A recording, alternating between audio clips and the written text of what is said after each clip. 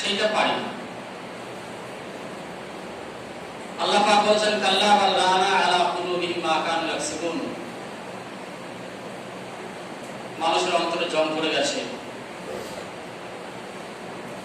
তারা যে কর্ম করে সেই কর্ম খারাপ কর্ম করার জন্য তাদের অন্তরে জং পড়েছে, যার জন্য ঈমানী শক্তি কম। আর এই কম ঈমানী শক্তি দিয়ে আল্লাহ পাককে স্মরণ করা, আখিরাতকে স্মরণ করা সম্ভব নয়। হযরত আলী থেকে সম্পর্কে একটা হাদিস বর্ণনা আছে। হযরত আলীকে আল্লাহ পাক বললেন, আল্লাহ রাসূল বললেন যে মানুষ যখন পাপ করে, একটা পাপ করে তা তার অন্তরে একটা জং পড়ে, আবার একটা পাপ করে তা আবার একটা জং পড়ে। এইভাবে আয়নার যেমন আঁচড় দিলে আয়নার পিছনের পারদ উঠে যায়, আবার আঁচড় দেবেন আবার উঠে যায়, আবার আঁচড় দেবেন আবার উঠে যায়, এইভাবে একটার পর একটা যখন আঁচড় দেবেন একটা সময় আসবে যখন দেখবেন আয়নাটা আয়না নাই, কাঁচ হয়ে গেছে।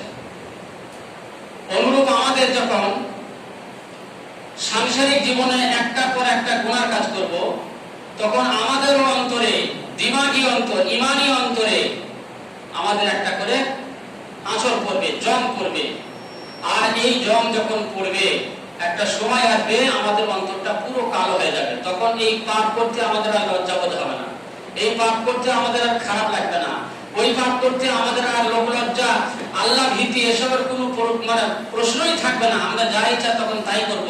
এজন্য আল্লাহ রাসূল বলেন ওয়াজকুর উযকুর কাল্লা বাল রানা আলা মা কানু ইয়াকসিবুন, তোমরা এখন স্মরণ করতে পারো যে আল্লাহ পাক বলেছেন বরং তোমাদের অন্তরে, আল্লাহ পাক তোমাদের অন্তরে জং পড়ে গেছে তোমাদের কর্মের কারণে।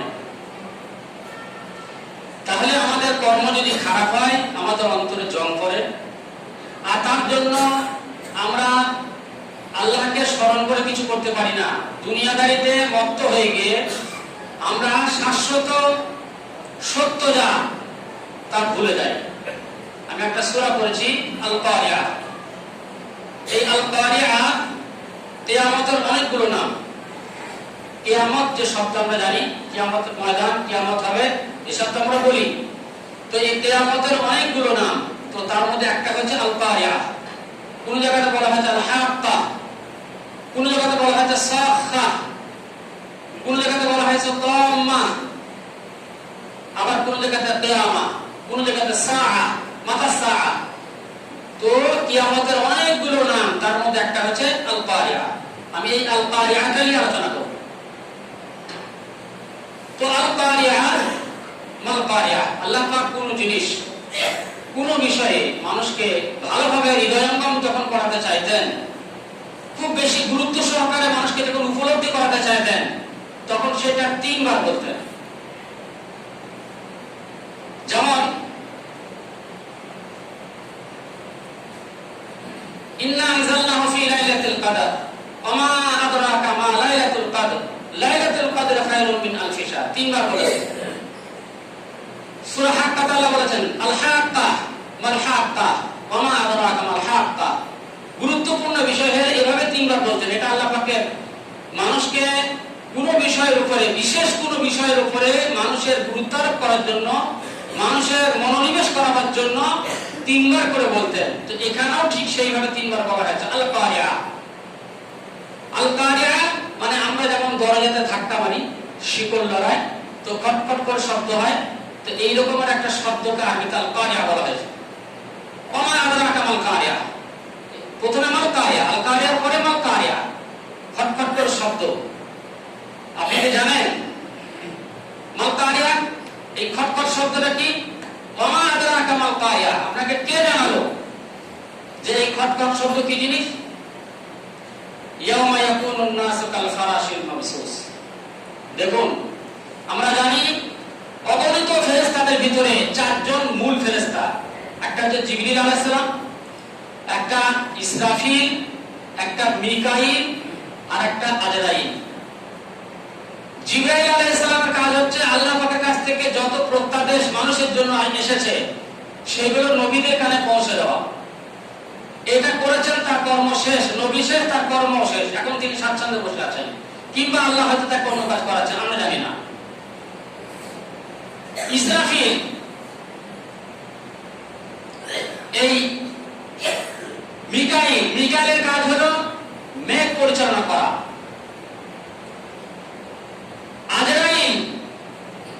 আজরাইলের কাজ হচ্ছে মানুষের বা প্রাণীর জান কবজ করা। আর মিকাইলের কাজ বললাম পানি বর্ষণ করা, মেঘ পরিচালনা করা, কোথায় কোথায় পানি দিলে মানুষ খেতে পাবে, জীবজন্তুরা খেতে পাবে, আল্লাহর হুকুম সেখানে পালন করা। আর ইসরাফিলের কাজ হলো একটাই, সেটা হচ্ছে জন্ম থেকে মৃত্যু পর্যন্ত একটা সিংহার বা একটা বাঁশি নিয়ে তিনি বসে আছেন। সেই বাঁশিতে তিনি ফু দেবেন, সিংহারে ফু দেবেন, 3টে ফু মারবে, এটা তার কাজ। সেই কিয়ামতের আগে মানে জন্ম থেকে এখনো পর্যন্ত তিনি সেই বাঁশিটা মুখে লাগিয়ে আকাশের পানে তাকিয়ে আছেন, মানে আরশের দিকে তাকিয়ে আছেন। আল্লাহ পাক কখন হুকুম দেবেন আর তখনই এই সিংহাটা ফুঁকবো। তো কিয়ামতের পূর্বে এটা আসবে। এটা হচ্ছে যখন প্রথম ফুঁক দেওয়া হবে তখন আমরা জানি দুনিয়া একটা প্রলয়ঙ্কার সৃষ্টি হয়ে যাবে। দুনিয়ায় একটা প্রচন্ড বেগে একটা হাওয়া ছুটবে এবং সেই হাওয়াতে সারা দুনিয়া প্রকম্পিত হবে, কাঁপবে, ভাইব্রেশন হবে। আর এই ভাইব্রেশন হওয়ার ফলে দুনিয়ার যত বাড়ি ঘর, যত রকমের গাছপালা, যত রকমের পাহাড় পর্বত সব ধ্বংস, ধূলিসাৎ হয়ে যাবে, সব ধূলিসাৎ হয়ে যাবে। ইয়ামা ইয়াকুনুন নাসু কাল ফারাশিল মাবসুস, কিয়ামতের একটা অঙ্কন, কিয়ামতের মাঠের পরিস্থিতিটা কেমন হবে, কিয়ামতটা কি জিনিস তার একটা রূপরেখা এখানে আল্লাহ পাক বলেছেন। ইয়ামা ইয়াকুনুন নাসু কাল ফারাশিল মাবসুস, সেদিন মানুষগুলো নিক্ষিপ্ত হবে পতঙ্গের ন্যায়। কাল ফারাশিল মাবসুস, ফারাশ বলা হয় সেই সমস্ত পতঙ্গকে যারা লাইট দেখে, আলো দেখে, তার অজ্ঞাতসারে সেখানে এসে উড়ে পড়ে। অনুরূপ মানুষ কিছু বুঝতে পারবে না। যখন প্রথম সিংহা ফোড়া হবে মানুষ কিচ্ছু বুঝবে না। এই প্রথম ফুৎকারে মানুষ পতঙ্গের মতো এক জায়গা থেকে অন্য জায়গাতে ছুটে গিয়ে লাফিয়ে লাফিয়ে পড়বে। ওয়াত্তাকুনুল জিবালু কালইহিনিল মানফুস, আর পাহাড়গুলোকে দেখা যাবে সেদিন ধুনিত লোমের মতো, ধুনিত রঙিন লোমের মতো। কালইহিন, ইহিন মানে ধোনা, মানফুস মানে হচ্ছে রঙিন উন, রঙিন তুলো, রঙিন লোম। এই রঙিন লোমের মতো যখন আল্লাহ পাক পাহাড় পর্বতগুলো, পাহাড় জানেন বিভিন্ন রকমের পাহাড় আছে, আমাদের যেমন হিমালয় সব থেকে বড় পর্বত, অনুরূপ অন্যান্য সব দেশে, বাংলাদেশে পাহাড় আছে, আমেরিকাতে পাহাড় আছে, ইউরোপে আছে, পাকিস্তানে আছে, নেপালে আছে, বিভিন্ন জায়গাতে সারা পৃথিবীতে এই সমস্ত পাহাড়গুলো ভেঙে চূর্ণ হয়ে যাবে। সমুদ্র এটা আগুন লেগে যাবে, তারপর সমুদ্রতে আগুন জ্বলবে।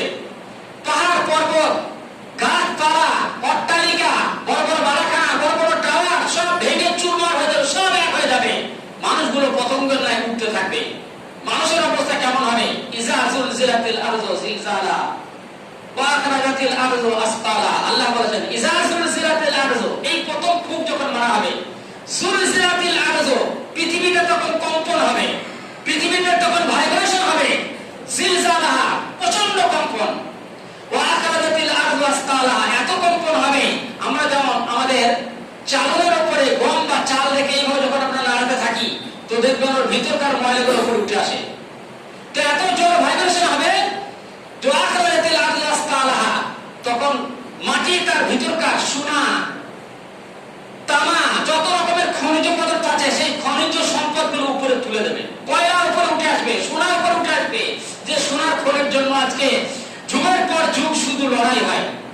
সৌদি আরবের এবং আরব কান্ট্রিতে, আরবে যতগুলো দেশ আছে এই দেশগুলোতে যত যুদ্ধ হচ্ছে সব তেলের জন্য, খনিজ সম্পদের জন্য। আফগানিস্তানে যুদ্ধ হচ্ছে খনিজ সম্পদ লুণ্ঠন করার জন্য, অন্য কোনো কারণ নাই। যা কারণ বলতে সেগুলো অজুহাত মাত্র, খনিজ সম্পদ বরাদ্দ করা, হস্তগত করা। এই যে যুদ্ধ হচ্ছে, যুদ্ধরত এলাকাগুলো আপনারা জানবেন সমস্ত খনিজ সম্পদ লুণ্ঠন করার জন্য এই জিহাদ যুদ্ধ চলছে। কেউ সে যুদ্ধ চাপিয়ে দিচ্ছে, কোনো কারণ নাই, দেশের কোনো সমস্যা নাই, অন্য দেশ থেকে সে যুদ্ধকারে চাপিয়ে দেওয়া হচ্ছে। তো এই খনিজ সম্পদ সেদিন কে বিলীন করে দেবে। মানুষ তখন বলবে হায় আফসোস, লক্ষ লক্ষ ডলার ব্যয় লড়াই করেছি, কত যুদ্ধ করেছি এইসব সম্পদ আমরা ব্যয় করার জন্য। তখন তো মাকে তুমি চুপচাপ ছিলে, কোনদিন তোমাদেরকে বের করে দাও নাই। আমরা হাজারো চেষ্টা করে যতটুকু পেরেছি আহরণ করেছি। আর আজকে কোটি কোটি ডলারের সম্পদ, হাজার হাজার কোটি ডলারের সম্পদ আর উঠি তুমি আপনারা বের করে দিচ্ছ। কি হয়েছে তোমার মালাহা, কি হয়েছে? ইয়াউমাইজিন তুহাদ্দিসু আখবারাহা বিআন্না রাব্বাকা ওয়া হালাহা। আর সেদিন তুহাদ্দিসু আখবারাহা, মাটি বলে দেবে আমার আপনার কর্ম। আমরা অতি চতুর, আমরা অতি চতুর, আখিরাতের কোনো ধার ধারি না, আল্লাহর ইবাদতের কোনো ভরসা করি না, দুনিয়াদারি নিয়ে আমরা ব্যস্ত, আয়াসী জীবন নিয়ে আমরা ব্যস্ত। আমাদের দুনিয়ার জীবনটা সুখময় হলেই আমরা যেন যথেষ্ট করে ফেলছি। অথচ আল্লাহ বলেছেন বাল তুসিরুনাল হায়াতাদ দুনিয়া ওয়াল আখিরাতু খায়রুন ওয়া আবকা। দুনিয়ার জীবন তোমরা দুনিয়ার জীবনটাকে প্রাধান্য দিচ্ছ, ওয়াল আখিরাতু খায়রুন ওয়া আবকা। অথচ আখিরাতটা হচ্ছে সবথেকে সুন্দর, ভালো, এবং আখিরাতটা হচ্ছে চিরস্থায়ী। আর দুনিয়া ফানি, আর দুনিয়াটা হচ্ছে সাময়িক, এটা ধ্বংস হয়ে যাবে। কুল্লু মান আলাইহা ফান, যা কিছু আছে এখানে সব শেষ হয়ে যাবে। কিন্তু আমরা জানি আমার আব্বা মারা গেলেন, আমার দাদু মারা গেলেন, আমার দাদি মারা গেলেন, নানা নানি মারা গেলেন, চাচা চাচি মারা গেলেন। আমরা একে একে সব হারাইতে বসেছি, সব একে একে চলে যাচ্ছেন। আমরা জানছি তারা কেউ ফিরছে না, আমাকেও এরপরে যেতে হবে। তারপরে দুনিয়ার মোহ, দুনিয়ার এই লোভ লালসা, দুনিয়ার এই নেশা এত বেশি আমাদেরকে গ্রাস করেছে, কিয়ামত সম্পর্কে কোনো কথা আমরা ভাবছি না। তো সেদিন সমুদ্র আগুন জ্বলবে, মানুষ পতঙ্গের নাই উঠতে থাকবে, উড়ে উড়ে এক জায়গা থেকে অন্য জায়গায় করবে, ছোটাছুটি করবে। কেমন ছোটাছুটি, কেমন ছোটাছুটি? কোরআন শরীফে বলেছে ইয়া আইয়ুহান নাসু তাকু রাব্বাকুম ইন্না জালজালাতাস সাআতি শাইউন আযীম। অত্যন্ত কঠিন, বিশাল বড় একটা এই কম্পন। ইয়াওমা তারাউনাহা তাযহালু কুল্লু মুরজিআতিন আম্মা আরযাআত। ইয়াওমা তারাউনাহা তাযহালু, তোমরা দেখতে পাবে সেদিন মানুষের অবস্থা ঠিক এইরকম হবে। তাযহালু কুল্লু মুরজিআতিন আম্মা আরযাআত, প্রত্যেকটা দুগ্ধপোষ্য যাদের কোলে আছে, দুগ্ধপায়ী যে সমস্ত বাচ্চাগুলো কোলে আছে, মারা ওই বাচ্চাগুলোকে ভুলে যাবে। বাচ্চা পড়ে থাকবে, বেরোবে ছুট, এক জায়গা থেকে অন্য জায়গায় ছুটবে, সামনে মা পড়বে, আব্বা পড়বে, ভাই পড়বে, নিজের স্ত্রী পড়বে, ছেলে পড়বে, মেয়ে পড়বে। যাদের জন্য আমরা দুনিয়াতে চুরি করেছি, ডাকাতি করেছি, যাদের জন্য আমরা রোজগার করতে গিয়ে হারাম দেখে নাই, ইনকাম হলেই হলো, আমার ছেলেরা সুখে থাকবে। সেই সোনার ছেলে যখন মহব্বতের সন্তান আমার সামনে আসবে, আমার মহব্বতের স্ত্রী আমার সামনে আসবে, আমার মা আসবে, আব্বা আসবে, আমার আরো অন্যান্য আত্মীয় স্বজন আসবে, আমি তাদেরকে ছেড়ে দিয়ে ছুটতে লাগবো আমরা। আর যাদের পেটে বাচ্চা থাকবে, নবজাতক শিশু নয়, যাদের পেটে বাচ্চা থাকবে, সেই বাচ্চাওয়ালা মাগুলো পেটে থাকা বাচ্চা ভ্রূণগুলোকে তারা প্রসব করে ফেলবে ভয়ে। এত ছোটাছুটি, এত বেশি মানুষের অন্তরে ভয় আসবে যে তাদের পেটে যে বাচ্চা আছে, অপুষ্ট বাচ্চা, মানে পরিপক্ক নয়, সেই ভ্রূণগুলো তাদের নষ্ট হয়ে যাবে, তাদের বাচ্চাগুলো অটোমেটিক খালাস হয়ে যাবে। এবং মানুষকে তোমরা দেখবে মাতালের নাই। কোন মানুষ যখন মদ খায়, মাতালামি করে, তার যেমন দিক জ্ঞান থাকে না, এক জায়গা থেকে যেতে যেতে অন্য জায়গায় চলে যায়, অনুরূপ মাতালের মতো মানুষকে দেখবে। ওয়ামা হুম বিসুকারা ওয়ালাকিন্না আযাবাল্লাহি শাদীদ। আর সেদিন তোমরা দেখবে যে লোকগুলোকে মাতালের ন্যায় দেখছো, তারা কিন্তু কেউ মাতাল নাই। ওয়ালাকিন্না আযাবাল্লাহি শাদীদ, আল্লাহর কঠিন আযাব সামনে আগত দেখে তারা ভয়ে ভীত হয়ে এই পরিস্থিতি তাদের হবে। এটা মানুষের এই রূপ হবে, যে মানুষের এই পরিস্থিতি হবে। প্রথম ফুঁক দেবে, দুনিয়া লন্ডভন্ড হয়ে যাবে। এরপর আল্লাহ পাক দ্বিতীয় ফুঁক দিতে বলবেন। আল্লাহ পাক দ্বিতীয় ফুঁক দিতে বলবেন।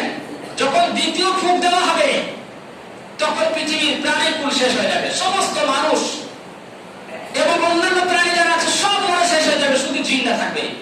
এরপর জিনদেরকেও মারা হবে, ফেরেশতাদেরকেও মারা হবে। তারপরে শুধু আল্লাহ পাক থাকবেন, আর শুধু ইসরাফিল থাকবেন। এই সব মরে যাবে, ইসরাফিল সেও মরে যাবে, শুধু থাকবে মিকাইল, আজরাইল। আল্লাহ পাক বলবেন আর কে আছে? বলে আমি, আর কেউ নাই। আল্লাহ পাক আজরাইলকে বলে তুই মর, মত দিয়া মালাকাল মউত, মত দিয়া মালাকাল মউত, এই মালাকাল মউত তুমি এখন মরো। ওরা যে জাহান্নাম এবং জান্নাতের মাঝখানে একটা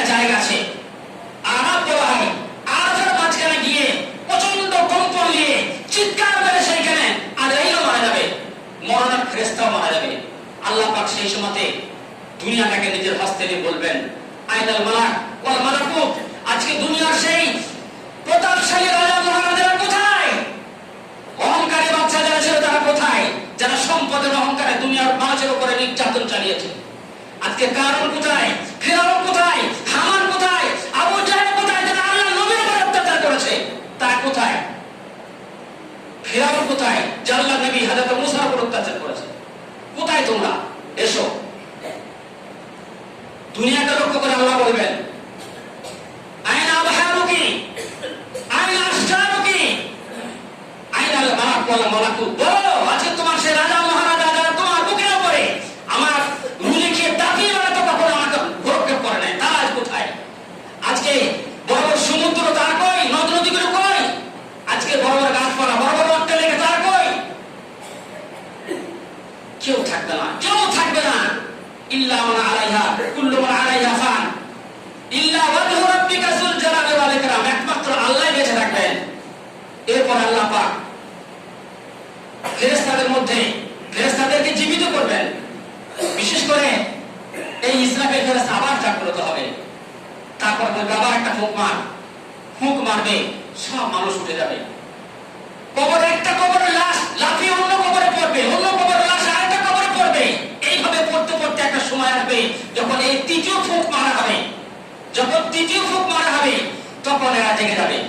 সবাই ডাকবে, যারা ভালো মানুষ তারা বলবে মিম্মা কাদেনা হাজা, আমাদেরকে আফসোস, কি আমাদেরকে আজকে এখান থেকে আমাদের এত সুন্দর মিষ্টি ঘুমে আমরা ছিলাম, সেই ঘুম থেকে আমাদেরকে কে জাগ্রত করলো? ফেরেশতারা বলবেন মা ওয়াদার রহমান ওয়া সাদাকাল মুরসালুন। নবীরা যেটা সত্য বলে গেছেন, আল্লাহ পাক রব্বুল আলামিন যেটা তোমাদের জন্য সত্য ওয়াদা করেছেন, এটা সেই ওয়াদা তোমাদেরকে জাগানো হবে। চলো এখন তোমাদের হিসাবের সময়, চলো এখন তোমাদের হিসাবের সময়। হিসাবের ময়দানে আমরা হাজির হব। সামনে জাহান্নামে এসে হাজির করা হবে, সামনে জাহান্নাম হাজির করা হবে। আর এই জাহান্নাম আমরা দেখব। সেইখানে আমাদের দাড়ি থারবা হবে। তার কারণ হবে কি? দাড়ি, তুল দাড়ি, নেকি এবং গুনাহ দুটো ওজন করা হবে। ফাম্মা মান সাকুলাত মাওয়াজিনুহু ফাহুয়া ফি ঈশাতির রাদিয়া। সেদিন যার নেকির পাল্লা, মানে নিক্তি দাড়ি যাকে বলা হয়, নিক্তি মানে সোনা মাপাতে দাড়ি হয় ওই দাড়ি, মানে যদি 1 গ্রামের 10 ভাগের 1 ভাগ হয় তো সেটা ওজন হবে, বড় দাড়িতে তো ওজন হবে না। তো ওই স্বর্ণকান্তের মতো যেটা দেখবেন কাঁচের ঘরের ভিতরে ভরা থাকে, তার ভিতরে একটুখানি কলা নিয়ে দেবেন, সেটাই বেড়ে যাবে, বোঝা যাবে। মানে 1 গ্রামের 100 ভাগের 1 ভাগ ওজন ওখানে হবে।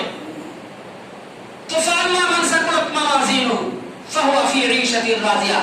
সেদিন ওজন করা হবে। এই মাওয়াজিন মিজানের বহুবচন, মিজানের বহুবচন।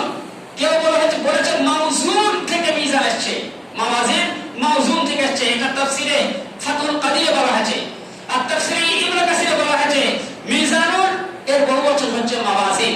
তো ফাম্মা মান সাকুলাত মাওয়াজিনুহু, যার নেকির পাল্লাটা ভারী হয়ে যাবে, নেকির পাল্লাটা যার ভারী হয়ে যাবে, ফাহুয়া ফি ঈশাতির রাদিয়া, সে সেদিন অত্যন্ত আনন্দময় জীবনযাপন করবে, সুখের জীবনযাপন করবে, খুশিতে তার মানে এত খুশি হবে যে সে বলবে ফাওলাইকা হা উমুকরাউ কিতাবিয়া। ভাই এসো এসো, আমার আমলনামাটা পড়ে দেখো, আমার আমলনামাটা পড়ে দেখো কত সুন্দর আমার আমলনামা হয়েছে।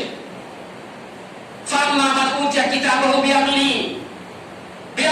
ফাহুয়া ফি ঈশাতির রাদিয়া, যার হাতে যার আমলনামা দেওয়া হবে সে তো অত্যন্ত খুশি হবে। মাসরুর, কোরআন শরীফে বলে মাসরুরা, খুব খুশি হবে। ওয়া আম্মা মান উতিয়া কিতাবাহু ওয়ারা আযারি, কিছু মানুষ আছে যাদের আমলগুলো পিঠের পিছন থেকে নিয়ে এসে দেওয়া হবে, ভালো মানুষের আমল সামনে দেওয়া হবে। আর যারা গুনার অধিকারী তাদেরকে পিঠের পিছন থেকে নিয়ে এসে দেওয়া হবে।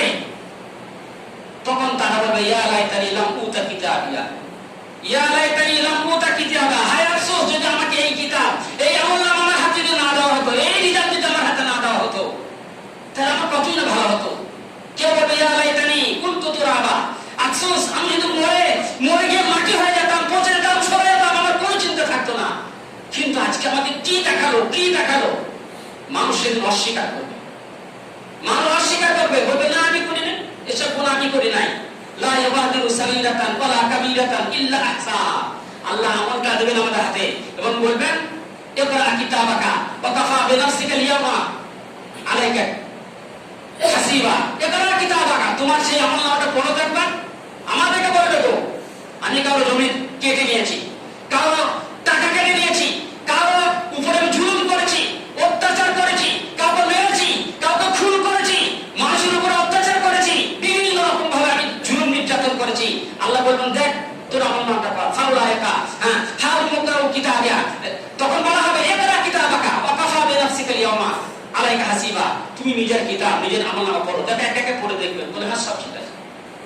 তারপর বলবেন ইয়া লাইতানি, হায় আফসোস, লা ইউআদিরু সাগীরাতান ওয়ালা কাবীরাতান ইল্লা আহসাহা।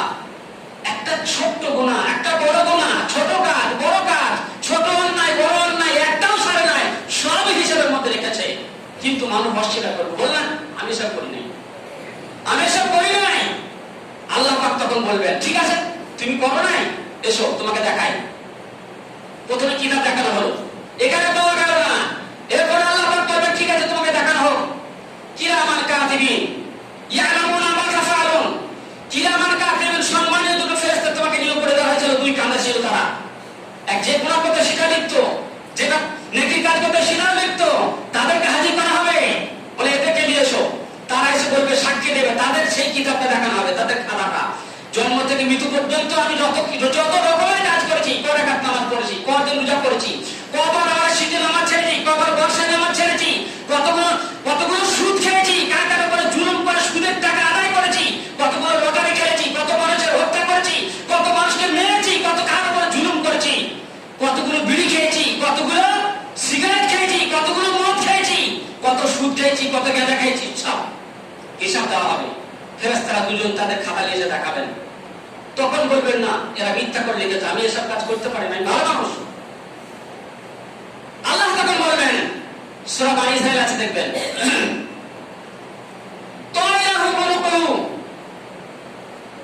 এই গলাতে আল্লাহ পাক এইখানে একটা হাড় রেখেছেন, এইখানে একটা হাড় আছে। এই হাড়টা যেমন আমাদের সিম কার্ড মোবাইলে থাকে, সেখানে লোড করা থাকে, ডাউনলোড থাকে, অনুরূপ এই হাড়ে আমরা যা কিছু করেছি সব রেকর্ড হয়েছে। আল্লাহ পাক এইটা বের করে দেবেন, এইটা বের করে দেবেন, বলে এইটা দেখো কি বলছে। ওই যে যখন সুইচ অন করবে মোবাইলে, দেখবেন সুইচ অন করলেই অনেক কিছু বাজে, ওর জন্য সুইচ বাজবে, গান বাজনা বাজবে, অনুরূপ বাজতে লাগবে। আমরা ভালো করছি সেটা বলবে, খারাপ করছে সেটা বলবে।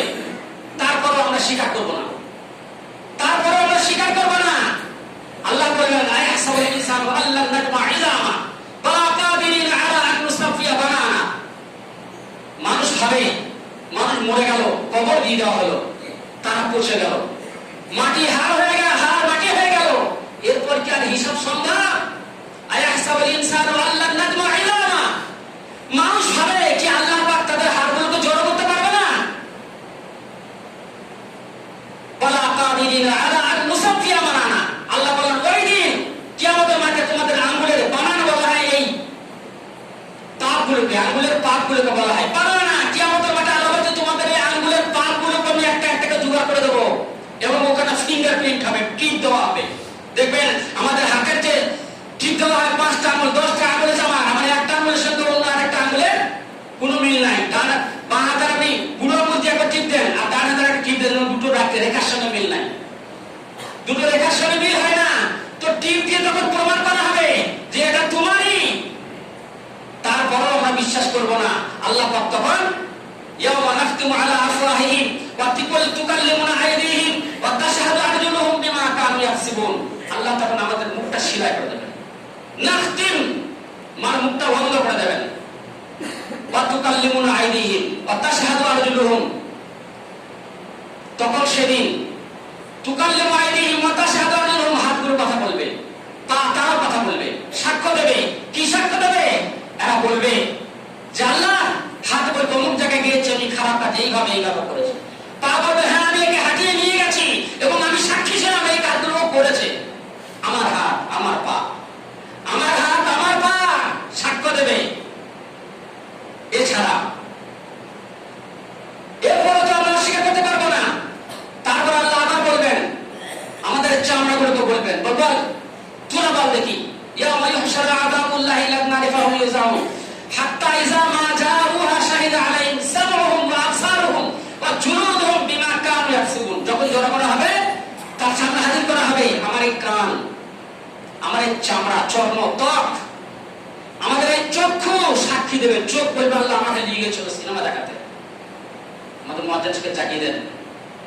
চোখ বলবে কি যে আল্লাহ আমাকে দেখিয়ে জমা জায়গায় নিয়ে গেছে সিনেমা। আল্লাহ সারা দিন টিভি দেখেছে, সারা দিন টিভি দেখেছে, গান শুনেছে, সারা দিন কোনোদিন এরকমটা না রাতে না দিনে কোনো সময়তে তোমার দেওয়া বাড়িগুলো কেন সিনেমা হল বানিয়ে রেখেছিল। কোরআন তেলাওয়াত করে নাই, হাদিস পড়ে নাই, বাংলা পড়ে নাই, আরবি পড়ে নাই, কোনো কিছু পড়ে নাই, সব সময় শুধু গানই শুনে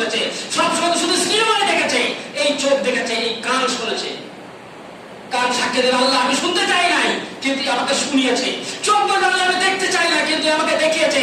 আর ও নিজে নিজে মজা উপলব্ধি করেছে, স্বাদ উপলব্ধি করেছে, মজা নিয়েছে, আর এই মজা নেওয়ার জন্য আমাদেরকে ব্যবহার করেছে। আমি কার জন্য সংসার করছি ভাই? টাকা রোজগার করছি, জমি রোজগার করছি, আরো কিছু করছি, আরো কিছু করছি, কার সুখের জন্য? কার সুখের জন্য? যদি আমার হাত আমার বিরুদ্ধে যায়, আমার ত্বক আমার চামড়া আমার বিরুদ্ধে যায়, আমার চোখ আমার বিরুদ্ধে যায়, আমার কান আমার বিরুদ্ধে যায়, আমার মাটি ছেও যদি পারে যাও মাইদিন কোথায় কোথায় ব্যবচার করেছি। দীঘাতে এখান থেকে একটা মেয়ে নিয়ে গেলাম, দীঘা থেকে আমি ব্যবচার করে আসলাম, সেইখানকে দীঘার মাটি কিয়ামতের মাঠে আমার সামনে হাজির করা হবে, হ্যাঁ খোদা অমুক জায়গার অমুক মেয়েকে নিয়ে গিয়ে আছে দীঘাতে আমার সঙ্গে, ওর সঙ্গে ব্যবচার করেছে তোমারই বান্দা।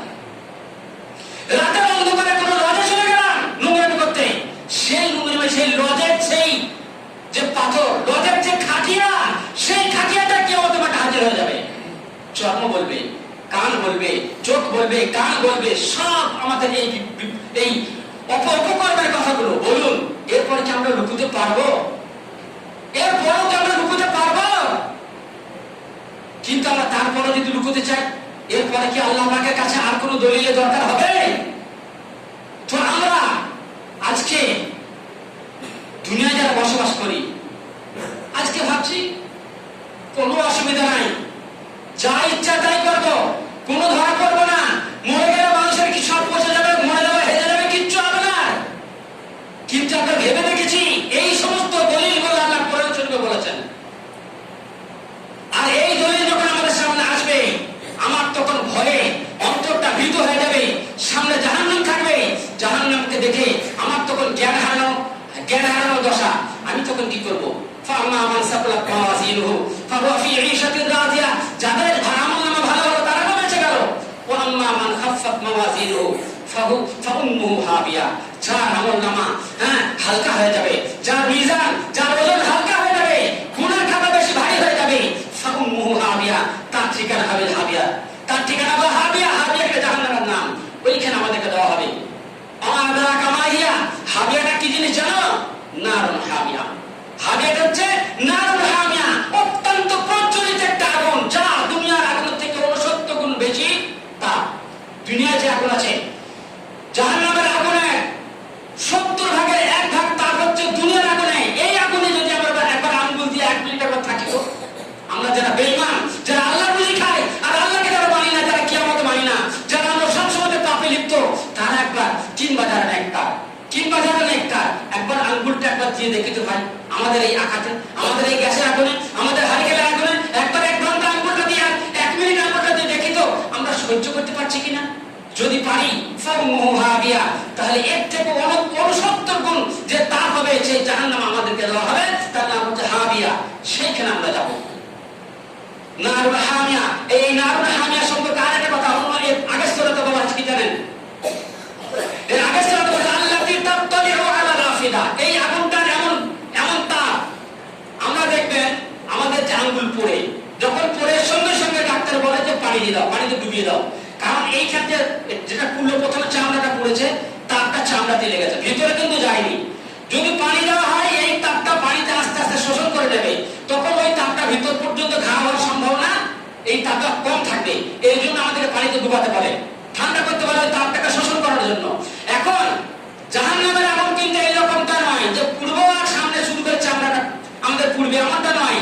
আল্লাতী তাত্তালিউ আলাল আফইদা, এই হচ্ছে সেই আগুন যা মানুষের একবারে হৃদয় পর্যন্ত ছোঁবে, তার সঙ্গে সঙ্গে একবার কলিজা পর্যন্ত পুড়ে যাবে। বলুন সুবহানাল্লাহ। কলিজা পর্যন্ত পুড়বে, ঠেকাবে তো সঙ্গে সঙ্গে। প্রস্তুত আছি আমরা এই আগুন সহ্য করার জন্য? প্রস্তুত আছি আমরা যারা বেঈমানি, এই আগুন সহ্য করার জন্য তৈরি আছি?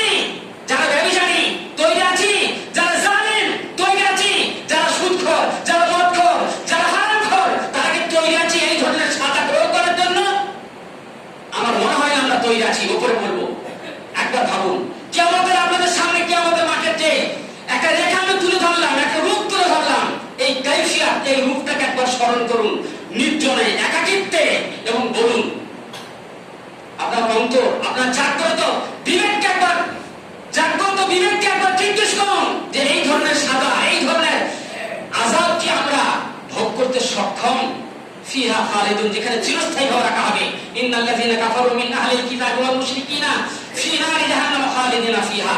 আহলে কিতাব মুশরিকদের মধ্যে, মুসলিমদের মধ্যে এরা আহলে কিতাব, যাদেরকে এই জাহান্নামে দেওয়া হবে খালিদিনা ফিহা, চিরস্থায়ীভাবে থাকবে। উলাইকা হুম শাররুল বারিয়া, আর এরাই হচ্ছে দুনিয়ার সবথেকে নিকৃষ্টতম মানুষ।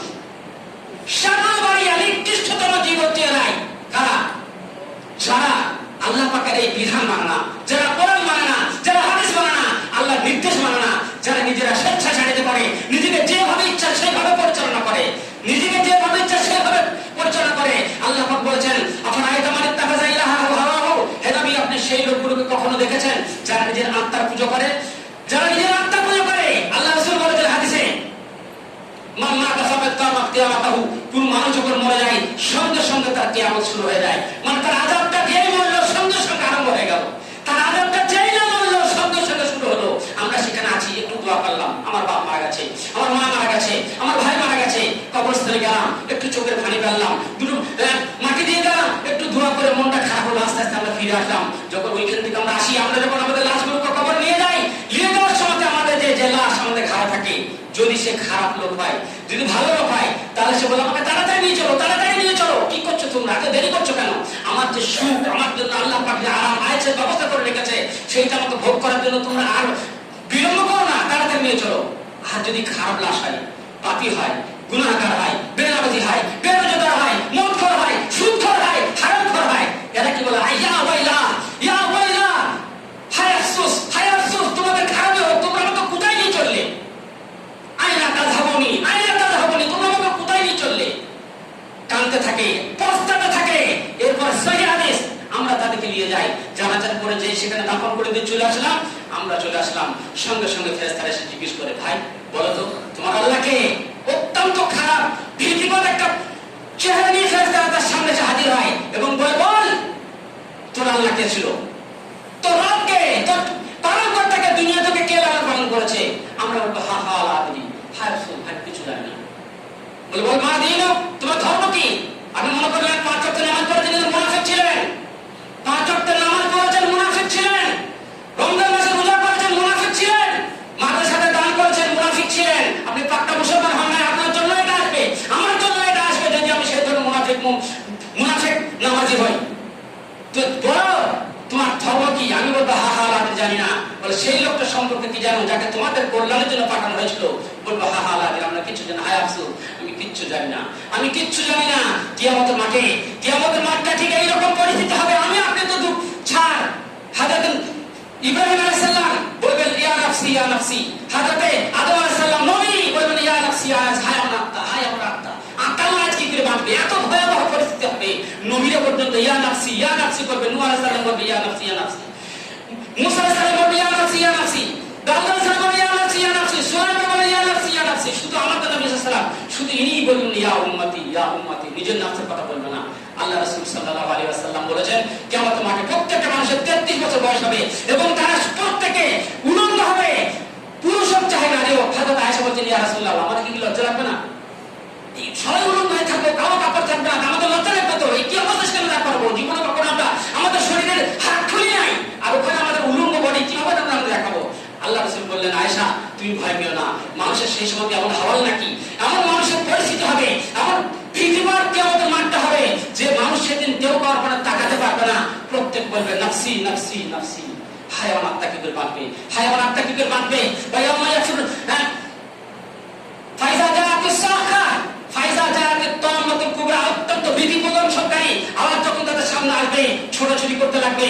ইয়াউমা ইয়াফিরুল মারউ মিন আখিহি ওয়া উম্মিহি ওয়া আবিহি ওয়া সাহিবাতিহি ওয়া বানিহি লিকুল্লি ইমরিন মিনহুম ইয়াউমা ইযিন শাআনু ইগনি।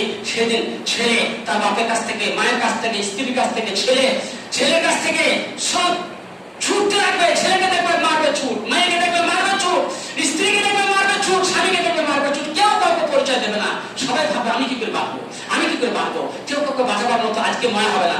আজকে আমার শরীরে অসুখ হচ্ছে, ডাক্তার কেন ওষুধ কিনতে যাই না, যে ওই পয়সাটা দিয়ে আমার ছেলেকে ভালো খাবার খাওয়াবো। ছেলেকে এত ভালোবাসি, আমার থেকেও ভালোবাসি আমার ছেলেকে, কিন্তু কালকে ওই ছেলে যখন সামনে থাকবে একটুখানি নেকি দেওয়ার ভয় আমি তখন ছুটে মেরে দেবো দৌড়, যেন কেমন করে বাঁচবো। ভাই আমার, এটা হচ্ছে কিয়ামতের একটা চিত্র। এই পরিবেশটা, এই পরিস্থিতিটা, কিয়ামতের মাঠের এই যে রূপ রূপরেখা, কিয়ামতের মাঠের এই কাইফিয়াত, এই রূপ, এইটাকে আপনারা একটু মনে করুন। আমরা সকলে মনে করি। আর নির্জনে কেউ যখন থাকবে না, আল্লাহর কাছে ভয় করি, চোখের পানি ফেলি, আল্লাহকে বলি, আল্লাহ এতদিন পর্যন্ত যা কিছু করেছি, অন্যায় করেছি, আল্লাহ যা কিছু করেছি, আল্লাহ আমাদের সেই সমস্ত গুনাহ ক্ষমা করে দাও। যা অন্যায় করেছি সেই অন্যায় থেকে আমাদেরকে সরিয়ে আনো, আল্লাহ আমাদের পরিবর্তন আনো, আমাদেরকে দিনদার করো, আমাদেরকে পরিষ্কার করো। আল্লাহ পাক কিয়ামতের মাঠে যেন ডান হাতে আমলনামা পায়, আমাদের সেই তৌফিক দাও, বলুন আমিন। আল্লাহ যেন কিয়ামতের মাঠে আমাদের বাঁ হাতে আমলনামা পিছন দিয়ে এসে না আসে, আল্লাহ পাক তুমি আমাকে সেই তৌফিক দাও যেন বাঁ হাতের আমলনামা থেকে আমরা বেঁচে থাকি। আল্লাহ পাক আমাদের সকলের হিসাব সুস্থ হালে, সকলের হিসাব আল্লাহ পাক আরামের সঙ্গে নেন, প্রত্যেককে আমাদের পাশ করিয়ে দেন, আমিন।